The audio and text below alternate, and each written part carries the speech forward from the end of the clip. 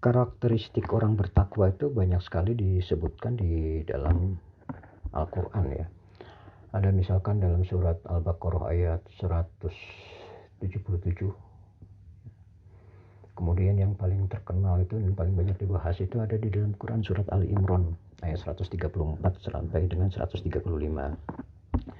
Nah, pada kesempatan ini saya akan coba membahas bagaimana dan apa sih karakteristik manusia-manusia yang bertakwa menurut Quran surat Al-Baqarah ayat 2 sampai dengan ayat 4. Yang pertama, bahwa manusia bertakwa itu pedomannya adalah Al-Quran.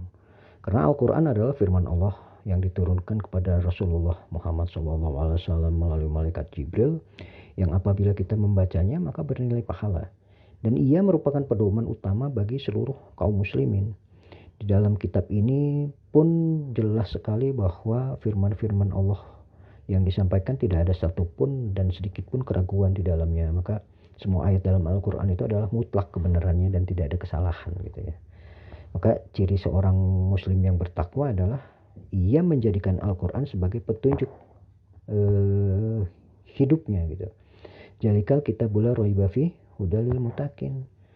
Kitab Al-Quran ini tidak ada keraguan padanya, petunjuk bagi mereka yang bertakwa. Quran surat Al-Baqarah ayat 2 ya. Nah, muttaqin di sini yang dimaksud adalah mereka yang khawatir mendapatkan hukuman dari Allah ketika mereka meninggalkan perintah Allah, dan mereka senantiasa berharap pada rahmat Allah dengan mengakui kebenaran gitu. Segala kebenaran apapun yang datang dari Allah. Ini juga ditafsirkan dalam kitab tafsir Ibnu Katsir ya, yang disampaikan oleh Ibnu Abbas radhiyallahu an, bahwa yang dimaksud dengan bagi mereka yang bertakwa atau lil muttaqin itu adalah orang-orang yang takut akan hukuman dari Allah karena meninggalkan petunjuk yang mereka ketahui, dan mereka itu mengharapkan rahmat Allah karena mengakui kebenaran apapun yang datang dari Allah. Kemudian karakteristik yang kedua bagi orang-orang yang bertakwa, manusia yang bertakwa itu adalah mereka beriman dengan hal yang gaib. Allazina yuminuna bil ghaibi.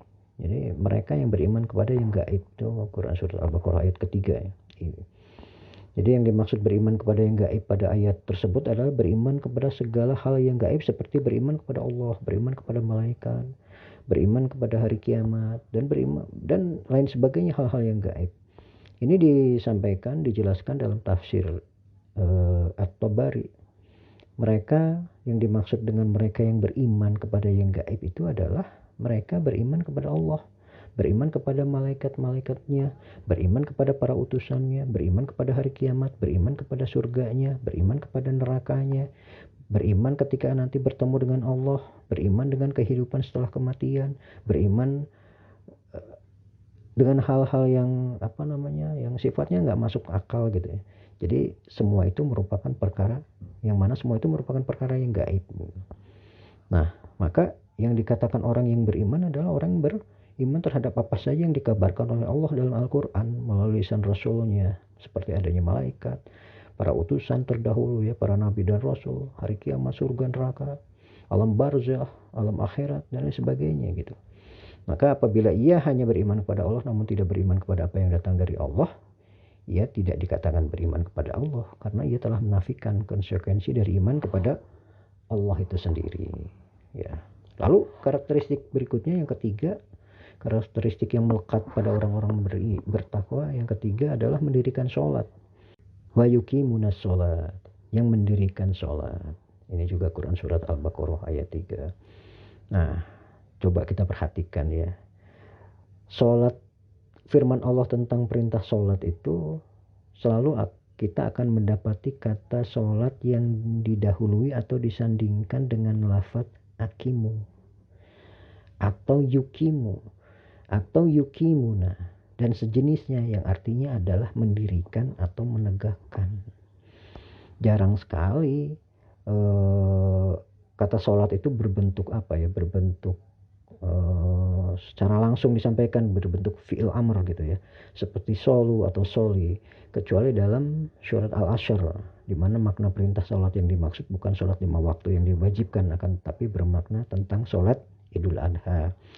Nah, maka firman Allah yang berkaitan dengan sholat menunjukkan bahwa sholat itu bukan hanya sekedar dikerjakan, akan tetapi sholat itu harus didirikan atau ditegakkan. Qimus sholat gitu kan ya. Nah, Ibnu Abbas menjelaskan ini, itu ada di dalam tafsir At-Tabari juga.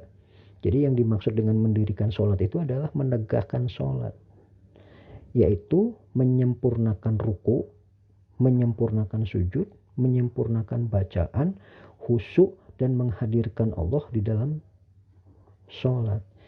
Ya, artinya telah jelas ya bahwa Ibnu Abbas sendiri menjelaskan bahwa mendirikan sholat itu berbeda dengan sekedar mengerjakannya. Mendirikan sholat itu mencakup setiap kesempurnaan ketika kita melaksanakan sholat.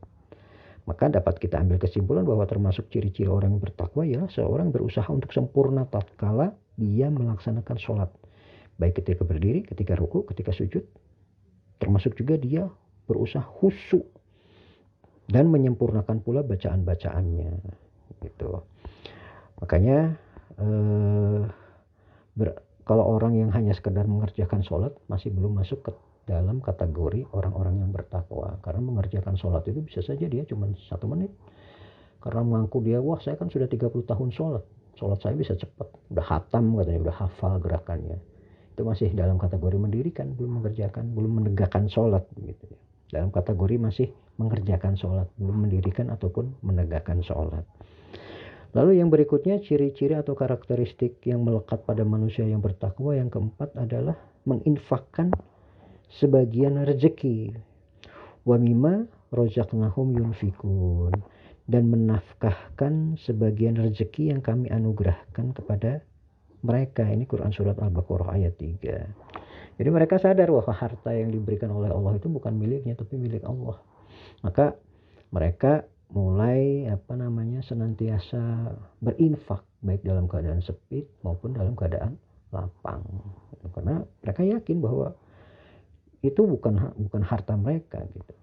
Nah, yang dimaksud dengan menafkahkan sebagian rezeki yang kami berikan kepada mereka itu adalah nafkah-nafkah. Dulu itu mengartikannya bahwa nafkah tersebut harus diinfakkan kepada keluarganya. Jadi ketika belum turun ayat At-Taubah, surat At-Taubah ayat 60 turun, maka Al-Baqarah ayat 3 ini diartikan, difahami bahwa yang dimaksud ayat ini adalah menginfakkan harta kepada keluarganya.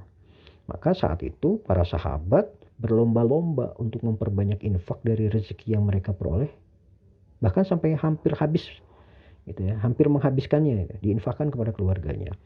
Nah, setelah turun surat At-Taubah ayat 60 yang maka di situ kan ada mustahik ya, ada para penerima sedekah, penerima infak, penerima zakat. Maka mulai ada kewajiban zakat dengan ketentuan jumlah harta yang ditetapkan dan kepada siapa harta tersebut harus diserahkan.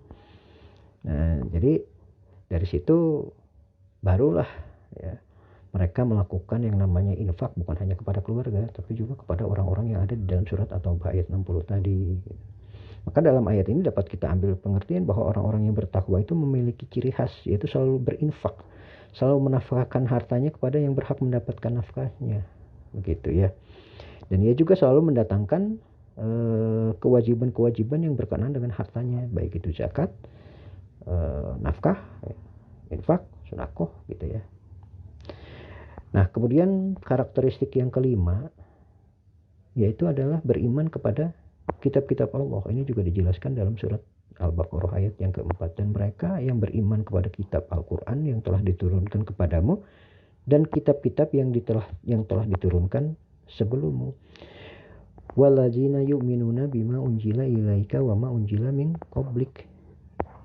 Nah, karena manusia itu adalah makhluk yang lemah yang tidak mengetahui kebenaran tanpa ada yang menunjukkannya, maka agar mereka mengetahui kebenaran, Allah mengutus di antara para hambanya untuk menjadi baik itu Rasul maupun Nabi. Mereka itu diutus oleh Allah membawa kitab-kitab. Ada Al-Quran yang dibawa misalkan yang dibawa oleh Rasulullah Muhammad SAW. Ada juga kitab Zabur dibawa oleh Nabi Daud. Ada juga Taurat yang diturunkan kepada Nabi Musa. Ada juga Injil yang dibawa oleh Nabi Isa. Ada juga suhuf ya, suhuf Ibrahim, suhufnya Nabi Musa. Nah, orang-orang yang bertakwa adalah orang-orang yang beriman kepada semua kitab tersebut dan mengakui kebenaran dari kitab-kitab tersebut bahwa datangnya adalah benar dari Allah Subhanahu wa taala. Hanya saja saat ini sudah berbeda. Ya. Berbedanya gimana? Karena kitab selain Al-Quran yang beredar saat ini sudah bukan berasal dari Allah. Mereka itu merupakan ciptaan-ciptaan dirubah-rubah, direkayasa oleh para ahli kitabnya mereka, oleh manusia. Gitu. Makanya jangan salah, jangan sampai misalkan Al-Quran kemudian dibandingkan dengan mereka, ya pasti nggak akan cocok, nggak akan sama. Karena Al-Quran adalah kalamnya Allah, sementara mereka itu ciptaan manusia, dan pasti yang namanya ciptaan manusia banyak sekali kelemahannya. Ketika dibandingkan dengan Al-Quran, ya pasti mereka akan kalah.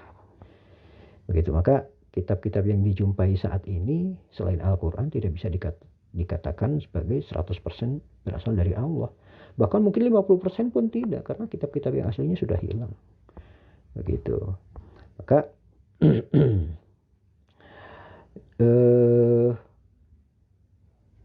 dalam tafsir At-Tabari juga dikatakan bahwa mereka itu membenarkanmu wahai Muhammad dengan kitab yang engkau bawa dari Allah Azza wa Jalla dan kitab yang dibawa oleh para utusan sebelummu.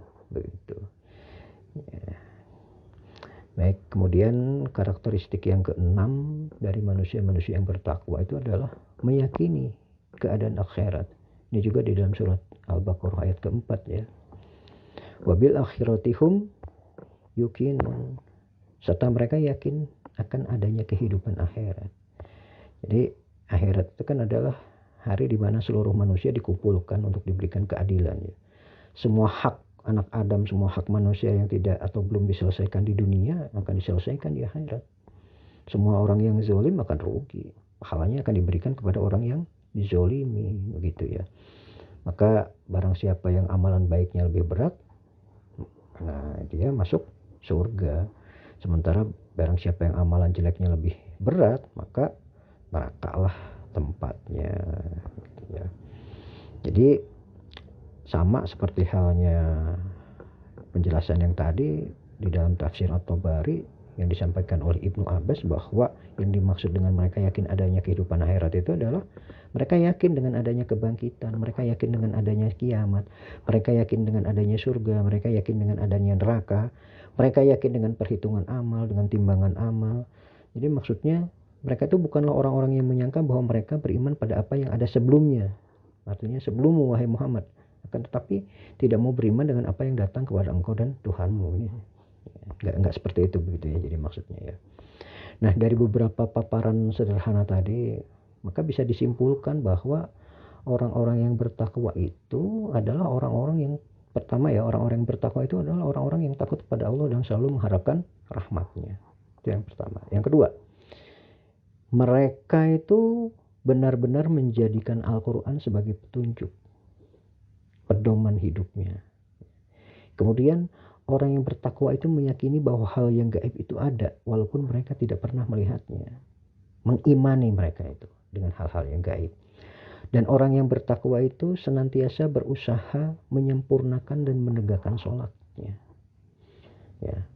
Lalu yang kelima apa? Rezeki yang pada hakikatnya adalah pemberian dari Allah akan selalu dinafkahkan. Sebagiannya karena demi mencari ridho Allah. Rezeki ini bukan miliknya tapi milik Allah, sehingga dia sedekahkan, dia infakkan. Lalu yang keenam, orang yang bertakwa adalah orang yang mengimani seluruh apa yang diturunkan kepada Nabi Muhammad Shallallahu Alaihi Wasallam, termasuk juga kepada para rasul-rasul sebelum Nabi Shallallahu Alaihi Wasallam, dan mereka percaya dengan kitab-kitab yang diturunkan, percaya terhadap suhuf yang diturunkan, bahwa itu memang diturunkan dari Allah Subhanahu Wa Taala. Kecuali yang sekarang beredar sudah berbeda gitu ya. Lalu yang ringkasan yang terakhir itu adalah bahwa orang bertakwa sangatlah yakin dengan keberadaan hari akhir.